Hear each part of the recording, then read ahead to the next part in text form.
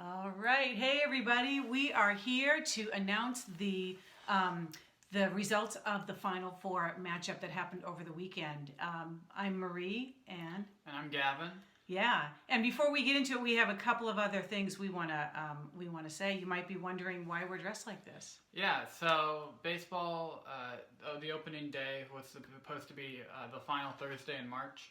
Obviously, it was canceled, just like every other sport. So we're giving a little nod to some teams that we would have been seeing throughout the summer. And we don't know when sports will return. We miss the NBA, we miss the Blazers, we miss the Timbers, we miss the Thorns, especially in Portland. But we're thinking about that. And yeah, what time like a bracket to share some sports. Exactly. Yeah. This is kind of the origin of what we're doing now is sports, and people are missing it. It's just amazing. I mean, I'm just sort of like a borderline environmental type sports fan where if it's around me, then I can jump into it, and there's definitely a void there. So, fortunately, we have access to a lot of things that we can do. But yeah, just sports are missed along with live music and other things that we do when we gather. So we are going to get into our matchup and talk a little bit about this. But first, we're going to hear from two very important people. We have not one but two guests who are speaking with us remotely. They're zooming in. Stephen Patton and Aaron Elliott, two instructor, arranger, singer extraordinaires who have been with PDX Vox since 2011 and 12. So we're going to hear from them momentarily. I am so happy that you are both able to join us for our Final Four bracket video podcast. So thank you so much for taking some time. I miss seeing you both in person a lot, thinking about you so much. And yeah, and Gab, it wouldn't be complete if we didn't hear from the two of you because you've done so many of these songs with various groups over the years, either as an arranger or as a singer or as a conductor. So yeah, so let's get started. I was just wondering, the first thing I'm wondering is, are you two missing the real March Madness? And I know you're sports fans, and you've even had a couple of bets like around sports. So how are you feeling about not having sports right now? Aaron, why don't you go first? Yeah, it is a big drain on my life, a lot more than I thought it was going to be, especially because it's paired with having to stay home. So if there were games on at night, that would really help to motivate the evening a little bit more. Um, and March Madness, I usually get into because I fill out a bracket and kind of look playfully back and forth and see how poorly I do. Basically, is how that goes. But I'm really missing NBA a lot right now. Yeah. How Yep, about you? and this was a nice kind of substitute for it doing this bracket actually. Yeah, that's the whole idea. Just looking Mhm. at the bracket gives me comfort. I don't even know what's on it anymore, but yeah, just that shape. It's very comforting. Stephen, what about you? I know you have a lot of sports that you enjoy. Yeah, I'm the same as Aaron that I definitely like the NBA more than college basketball. But that first weekend of March Madness, that Thursday through Sunday, I always remember wanting to call in sick and stay home on that Thursday, Friday, so because there's just games on all day. And then now we're home, like Aaron said, and the games aren't there. So it's been a little bit sad, and just looking ahead to a summer without baseball and golf and all the other and the Olympics and all the other things that Yeah. are coming up. But yeah, things like this, people have been sending random brackets. I feel like since this March Madness thing started, favorite Disney movie and favorite Office character, and these types of things are really helping keep that competitive spirit going. Totally. And I know Steve and I both watched the entire Super Bowl from this year again. Yes, that did happen. So that helped Recorded a little version bit. of this. That's right. Yeah. That is hilarious. So no bets on the PDX Vox bracket? I don't think No. so. We usually do the NBA, so it didn't even occur to me to do Yeah. the Plus bracket. too many chances to rig the voting. That's a good point. Yeah, and I'm sure it's just with these songs, it would be, yeah. You can't really win even if you win, you know what I mean? Yeah. Sort of a different thing. So, and you want to start with some of the questions here? Yeah. So yeah, let's start with what are some of your favorite songs that you wanted to see make it further in the tournament than they actually made it? Like I mean, I personally I filled the brackets out and I had my choices. and those some of them lost in the first round. But what were some of the songs that you thought, oh, this is a lock, this is a great song or a great arrangement, and it didn't pan out? Steven, I'll start with you. Yeah, I was kind of surprised. 3 of my probably top 5 favorite all group songs ever made it into the final 4. So I didn't have a ton of, ones that I was sad about not going further, just because I was really happy with a few of these that made it through. That said, I loved Light of the Clear Blue Morning. I know we just did it, and I didn't necessarily have high expectations that it would go really far, because it had that tough matchup with One Day coming through, and I know how much people love One Day. But I was hoping that song would get through, just because I loved singing that song. I know that people connect to these songs in different ways, but just singing that one was so beautiful that I was hoping it would go a little further. Cool. Yeah. I had a similar thought. Like I thought that I could have guessed a lot of the songs that were gonna go forward.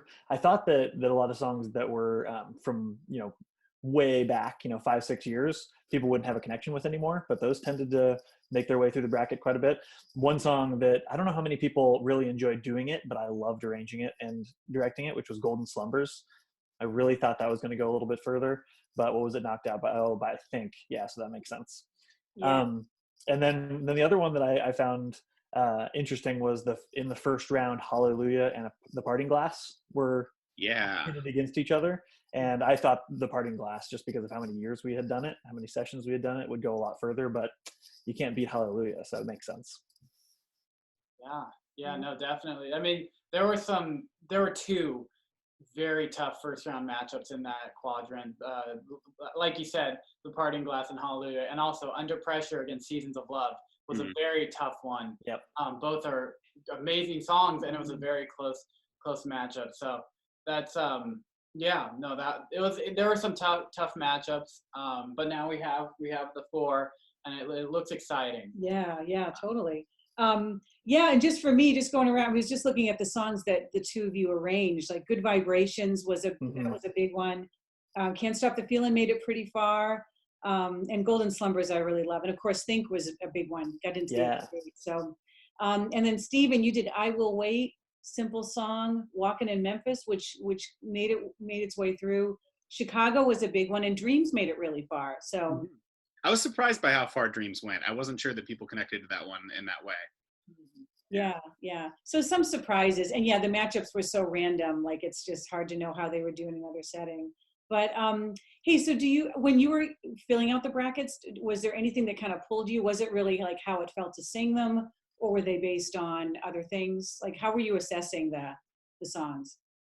I think for me, it depended on how familiar I was with the song before Vox did it, because some of these songs, like Light of the Clear Blue Morning, the example I used in the last one, that I had really no experience with that song other than Vox, so that was purely for me just how it felt to sing it. Whereas something like Under Pressure or Somebody to Love, those are just songs I've loved since I was a kid, and so kind of just depended song by song.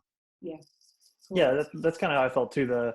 When I first saw the songs matched up together, I always thought of the original first, if I do the original pretty well. And then I immediately went to the Vox arrangement and some sort of maybe special memory that came about from that, like Seven Bridges Road when we sang from the balcony. Those sorts of things that stick out made those songs go further as I was choosing them. So that had a huge impact on how I chose. Yeah. Right. Yeah. No, it sounds really typical, I think. So any predictions about the final 4 that you want to put out there? We've got Somebody to Love and In Your Eyes versus In Your Eyes by Peter Gabriel. We've got One Day versus Seven Bridges. The votes are in, so you can't influence anybody. But okay, great. Okay, great. That makes me so much happier. I feel like Seven Bridges may take that side of the bracket just because of that experience of singing from the balcony and how powerful that was, and the way that song opens with just the giant a cappella, even in the original. It's just such a visceral song that I could see that one connecting to people even years later.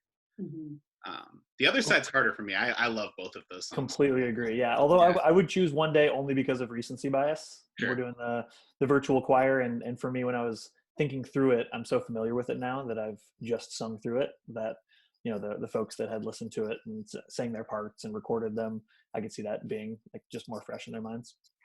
Yeah, it's totally top of mind right now for sure. Yeah, and speaking of that, what's the latest? Have you gotten a lot of entries for the virtual choir? Yeah, so I asked folks to get things in by Friday and had 29 people send recordings through, not including the instructors. So I put it all together today and should be sending it out pretty soon. It sounds great. Wow, Aaron, that's awesome. I can't wait Yeah. to hear it. That's really, really cool. Wow. Excellent. And then let's see. Do you want to ask this last one? Yeah, so we in the first round, the two of you filled out your bracket right away, and there were out of the 32 selections, 29 were identical of your two choices. So we're wondering, did you fill the bracket out together? Did the Drake? Yeah, yeah. I'm just really curious about, did you do it at the same time and what happened there? That was completely by chance. I was shocked when you sent that text Huh? through, Marie, pointing that out. That's amazing. And then immediately afterwards, thought about what 3 songs Steve could possibly have chosen that I didn't choose. You can go back I to was the curious. archives if you really want to hash that out. Yeah, I'm curious about it a little bit. Yeah, I mean, I think we've been friends since we were 18, and you forged so much of your musical taste through those late teen years and into your early 20s that I'm sure that has something to do with it, that we talk so much about these songs as we're That's doing exactly them, right. Yeah. that we have similar, I think, memories of a lot of these all group songs just because we talk about them a lot throughout the Vox session while we're singing them. But yeah, we've always been a little bit like that. I think Aaron maybe has mentioned this story to one of you, but when we were in college, we were in a business law class together that we both had to take. And it's, I think, the only exam I've ever truly failed, like got an F, failed. And Dreadful. Aaron also got an F and failed on that test. And our answers and score were so similar, and we would sit together every day, that the instructor called us into her office and said, if you hadn't done so poorly on this test, I would accuse you of cheating. But I don't think either one of you would have copied off of the other one, given how badly you did on this test. Great minds think alike, or I not. suppose so, yeah. Oh man, well that's cool. Well, I think that that wraps it up. So hopefully you'll tune in and hear what the results are on these finals. And thanks so much for joining us tonight. And we will see you hopefully soon. If maybe not in person, but very soon on the screen. Absolutely. Definitely. All right. Nice to see you both. Thanks. Bye bye. Thanks, everybody. Bye. All right, so good to hear from those two and get their expert witness accounts on these songs. Kind of interesting that Stephen liked "Light of a Clear Blue Morning" so much. Yeah. Yeah. No, and Aaron with Golden Slumbers, right? Yeah. I mean, Golden Slumbers came out to a big lead in the first round, but it ultimately didn't make it into the Final Four. Right. Yeah, I remember that was a close matchup. So it's just the luck of the draw with these things. There are a lot of strong songs that. That just fell by the wayside. But here we are with our winning bracket. So Gavin, do you want to do the announcements and then talk about the next step on our final bracket? Yeah, so we'll start on the left side, Somebody to Love by Queen against In Your Eyes by Peter Gabriel. The winner was Somebody to Love by Queen. They will be advancing to the final. And finally, One Day by Modest Yahoo against Seven Bridges Road by the Eagles. This was a close one. Mm-hmm. It was really close, but ultimately Seven Bridges Road by the Eagles went through, which means that we're going to have Queen and Seven Bridges Road against one another. That will be the final, and that will be decided as our final matchup. And yeah. And so 2 days from now, we're a little bit behind. Believe it or not, our schedule has been busy and we've had a few technical glitches and all kinds of little things, but we're going to give it 2 more days. So today's Monday. The votes are due by Wednesday. And actually, we're going to set it up so that we also have a third place, like a bronze medal question as well. So you'll pick the winner from these two, and then you'll pick third place from In Your Eyes in One Day. So you'll have 2 votes to cast. So thanks for sticking with us. This is very exciting. And definitely tune in on Thursday when we have our announcement. We're going to have at least one special guest, maybe more. So to be continued. Thanks, everybody.